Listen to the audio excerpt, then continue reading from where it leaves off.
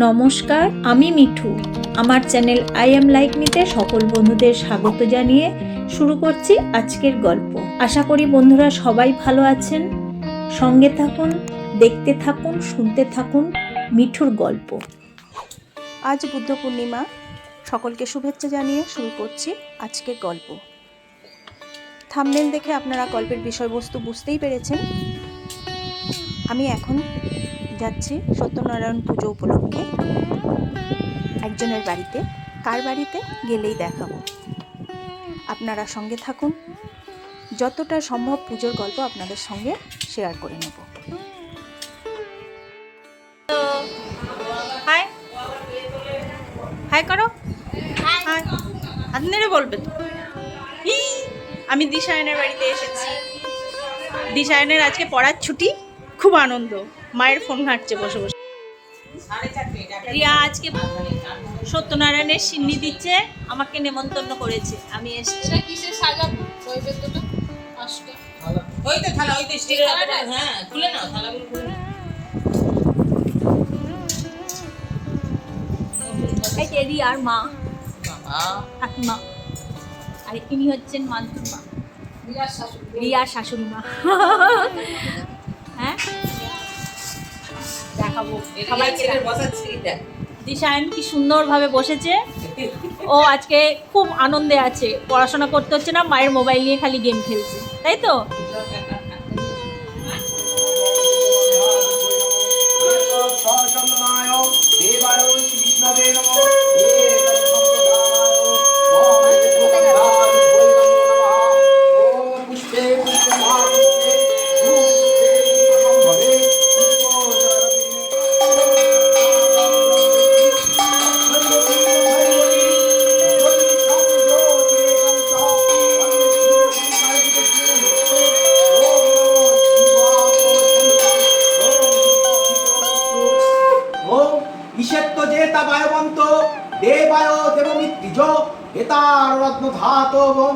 নারায়ণায় পুনমন্মহং। ওম স্বস্তি ওম স্বস্তি ওম স্বস্তি।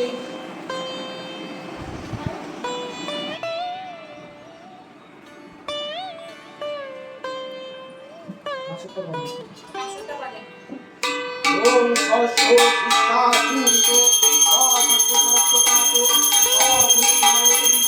বিদ্যাসুতো নারায়ণ পদ করিয়া বন্দন ক্রমে ক্রমে বন্দিরাম যত সুরগণ। কলিকালে নারায়ণ পূজার কারণ আবির্ভূত হইলেন মতর ভুবন। দরিদ্র ব্রাহ্মণের মথুরায় ছিল, না দেখে সুখের মুখ দুঃখে কাল গেল। একদা ব্রাহ্মণ ভ্রমিয়া নগর, ভিক্ষা না পাইয়া কিছু হইয়া কাতর।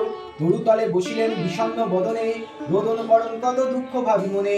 দয়ালু হইয়া চিত্তে সত্য নারায়ণ, ফকিরের রূপ ধরি দিল দর্শন। বিপ্রহে বলেন শোনো দ্বিজ মহাশয়, কি হেতু রোদন করো বসিয়া ধরায়। বিপ্র কয় কি হইবে বলিলে তোমায়, ফকির কহেন বিপ্র ক্ষতি কি বাতায়। দ্বিজ কয় নিত্য নিত্য ভিক্ষা মেঘে খায়, আজ নাই ভিক্ষা মিললে দুঃখ চিন্তা তাই। ফকির বলেন বিপ্র যাও নিজপুর, আমায় ওর ছিলে হবে সর্ব কষ্ট দূর। বিপ্র কয় নিত্য পুঁজি শিলা নারায়ণ, তাহা বিনা করিব কি স্বেচ্ছাচরণ। ফকির বলেন শুনো শুনো বিপ্রবর, বেদ বা কোরআনে কিছু নয় মতান্তর। যেই রাম সেই রহিম নাম একই হয়, তিলকে নাহিক দুই হইল নিশ্চয়। হইতে কইতে কথা অখিলের নাথ, শঙ্খচক্র গদা পদ্মে শোভে চারি হাত। দেখিয়া ব্রাহ্মণ তবে পড়িলা ধরণী, কত মতে স্তুতি করে গদ গদ বাণী। দেখিতে দেখিতে পূর্ণ হয় ফকির, তাহা দেখি ব্রাহ্মণের চক্ষু হয় স্থির। ব্রাহ্মণ বলেন প্রভু অর্চিব তোমায়, পূজার প্রণালী করো ধরিতব পায়। ফকির বলেন শুনো শুনো বিপ্রহর, যে মতে করিবা পূজা করিও তপর। বলুন সসেরার করিবের গুড়া, সুপারি সপণ্ড পান রম্ভ ছড়া। শর্করা সসের বা ইক্ষু গুড় দিবে, ক্ষীর কিংবা দুধ সহ ভক্তিতে অর্চিবে। এই সব বস্তু বিপ্র করিয়া জল, চারিদিকে বসিবেন যত ভক্তগণ। আমার গুণের কথা শুনিবে শোভনে, বিধানে পুজিবে বিপ্র পরম যতনে। সত্যবীর বলে সবে মাথে দিবে হাত, নারায়ণে বলি করিবে প্রণিপাত। প্রসাদ লইয়া যত্নে তো বিধান, এত কই নারায়ণ হন অন্তর্ধান। শুনে ভাবে গদ গদ বিপ্র পুলকিত, ভ্রমিতে ভ্রমিতে প্রিয় হার উপনীত। ব্রাহ্মণিয়া শুনিয়া হর্ষে নিগমন, সিন্নি আদি করিলেন যত আয়োজন। যথাবিধি করছিলেন নারায়ণ পদ, রাতারাতি হয় গৃহে অতুল সম্পদ। ইয়া দেখি গ্রামবাসী কাঠুরিয়াগণ, ভক্তি করে নিজ ঘরে জিজ্ঞাসে তখন। শুনে নিজ বলিলেন বিধান সমস্ত, সিন্নি আদি করিল তারা বড় বড় ব্যস্ত, সিন্নি আদি করিল তারা বিবিধ প্রকারে, সর্বকষ্ট দূর হলো হর্ষ ঘরে ঘরে। সদানন্দ নামে সাধু ছিল একজন, কাঠুরের সুখ দেখি হয় ইষ্টবোধ, জিজ্ঞাসাইয়া আদি অন্ত সকলই জানিল, জানিয়া সাধু হৃদে ভক্তি জন্ম নিল। সাধু কয় অপতুল নাহি অন্য ধনে, কন্যা নাই কষ্ট তাই চিন্তা মনে মনে, যদি মোর গৃহে আগে জনমে তনয়া, বুঝি বসি সত্য পীরে সিন্নি অগ্রে দিয়া, এত কই গেল চলি সাধু অঙ্গী করি, কালেতে জনমে কন্যা পরমা সুন্দরী। সিন্নি দেয়ার কথা সাধু যে ভুলিল, সুপাত্র দেখি সাধু কন্যা বিবাহ দিল, কতকালে সাজাইয়া সাতখানি তরি, জামাতা লইয়া সাধু যায় তরপরি। দক্ষিণ পাটানে ছিল রাজা কালানিধি, সেই দেশে সদাগর নবাইল বিধি, নিপ্রে সম্বসিয়া তাকে তরণে চাপিয়া, বিপত্তি ঘটিল সিন্নি নাহি দিয়া, রাজার ভান্ডারে যত না দিয়া ছিল, নিশি মধ্যে সাধুর নৌকা পূর্ণ হইল, চরমুখে শুনি রাজা ধরিয়া লইল, জামাতা শ্বশুর লয় কারায় পুরিল, রাজা দেশে কোটালো মশাল লয়ে যায়, পাত্র অনুরোধে তারা দেহে প্রাণ পায়। কি করে দুঃখের কথা হয় না বর্ণন, এখানে সাধুর ভার্যার তার সুতা, পতির বিলম্ব দেখি চিত্ত দুঃখতা, সর্বস্ব হইল নষ্ট করিল দুঃখেতে, দাসিত্ব করিয়া রয়ে পড়ল বিয়েতে। একদিন সাধু সুধা বেড়াইতে গিয়া, আনন্দিত বিপ্রি ভয়ে সিঁড়ি দেখিয়া, বিশেষ জানিল তথ্য করিল মাননা, পিতা পতি বেগড়িয়া আসে কামনা। তারপর গেল ঘরে সাধুর তনয়া, সত্যনারায়ণ তাহে জনমিল দয়া, শ্বশুর জামাতে যথাবন্দি কারাগারে, স্বপ্নে কান নারায়ণ ওহ নড়ে বড়ে, শুনো শুনো হে রাজা আমারও বচন, কলিকালে পূজ্য আমি সত্যনারায়ণ, সদাগর আর তার স্নেহের জামাই, বিনা দোষে বন্দি আছে কিছু দোষ নাই, রজনী প্রভাত হইল দুই সদাগর, 10 গুণ ধন দিয়া তুষিবে সাদরে, বলিতে বলিতে হলো মোহন মূরতি, স্বপ্নে হেরি চমকিয়া ওঠে নরপতি, প্রাপ্তকালে উঠে রাজা সবার গোচর, আনাইল কারা হতে দুই সদাগর, বসন ভূষণ আর বৌধন দিল, সাধুরে সন্তুষ্ট করি বিদায় করিল, 10 গুণ ধন লাভে নাই দিয়ে ভরা, দেশেতে যাইতে সাধু করিলেন তারা, পুলকিত সর্বজন হর্ষ কোলাহল, নাহি জানে সত্যদেবে করিতে মঙ্গল। তবে সত্যদেব মন বুঝিতে সাধুর, ফকির রূপেতে কর্ণ বচন মধুর, ঘাটে বসি ভিক্ষা এতে শুনো সদাগর, কিছু ভিক্ষা দিয়া তুমি যাও নিজ ঘর, হইবে মঙ্গল তব ঘরে আমি যাই, কুশলে থাকো তো তুমি শুনো সাধু তাই, সাধু পায় তোমার দিলে কিবা ফল হবে, ক্ষমতা থাকিলে কেন কানি পড়ে রবে, সংজ্ঞার মাত্র আছে মোর নাই, চাও যদি দিতে পারি জানিবে তোমায়। শুনি কিছু না বলিলেন সত্যনারায়ণ, বসিয়া রইল ঘাটে মুদিয়া নয়ন, কিছু দূর গিয়ে হেরে শ্বশুর জামাই, সংজ্ঞার বিনা কিছু নাই নাই, সাধ নাই যত বস্তু সকলে অমনি, শ্বশুর জামাই কন্দে শির করে হানি। জামাতা কইল চিন্তিত হবে সদাগরে, এ ঘটনা ঘটে ভিক্ষা না দিয়া ফকিরে, সেই জন সামান্য নয় বুঝি অনুমানে, চলো চলো ধরি গিয়া তাহারও চরণে, এত শুনি সদাগর ফিরাইল তরি, নো সেই ঘাটে যায় অতি তাড়া করি, এইল ফকির তথা আসেনে বসিয়া, দুজনে পড়িল গিয়া পদতে ধরিয়া, অপরাধ ক্ষমপ্রভু করো এবে দয়া, নরাধম ভেড়ি ধেরো চরণেরও ছায়া, হাসিয়া ফকির বলে নাই গিয়া চল, পড়ার ভিখারি আমি কেন পদে ধর, কান্দিতে কান্দিতে তবে বলে দুইজন, কর্ম করেছি ক্ষমা করো নারায়ণ, নামে নিশিগ্নি ভুল হয়েছে আমার, অপরাধ হইয়াছে পদেতে তোমার।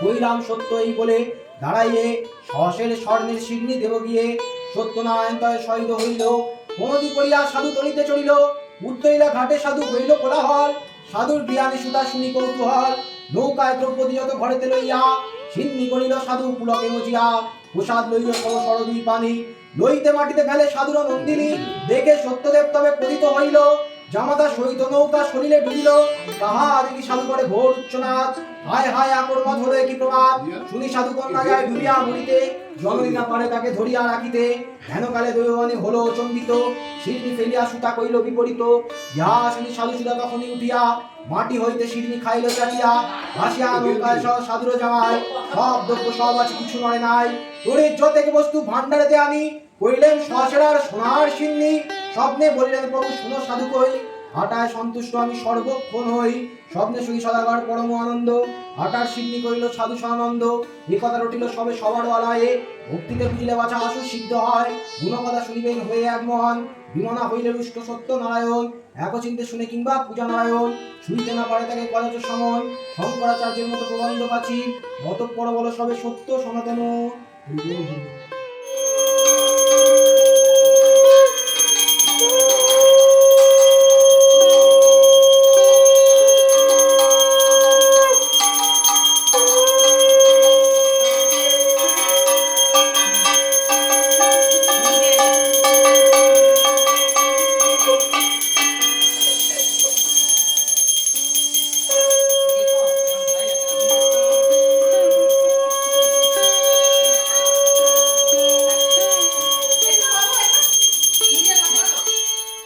মানতো।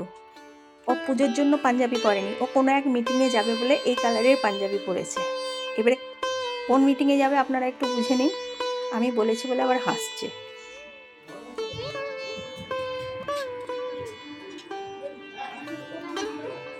দিদি চলে গেছে? না বস ওরা বস।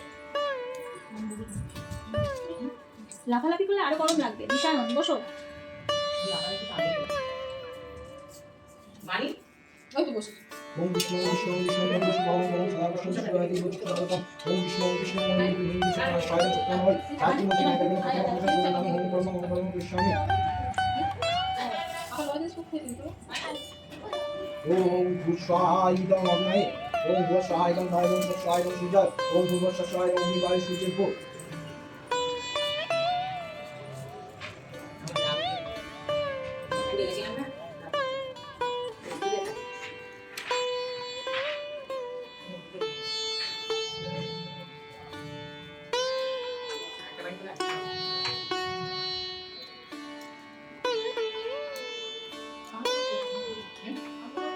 আমাদের উল্টোটা না জোরছে আছে উল্টো উল্টো না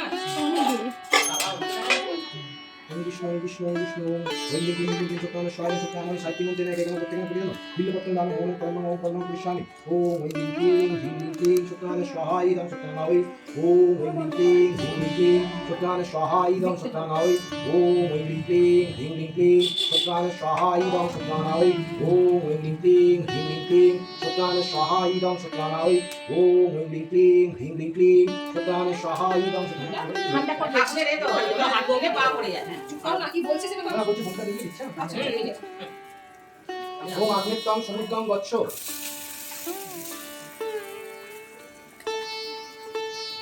ওম পৃথিবীতম শীতলা ভব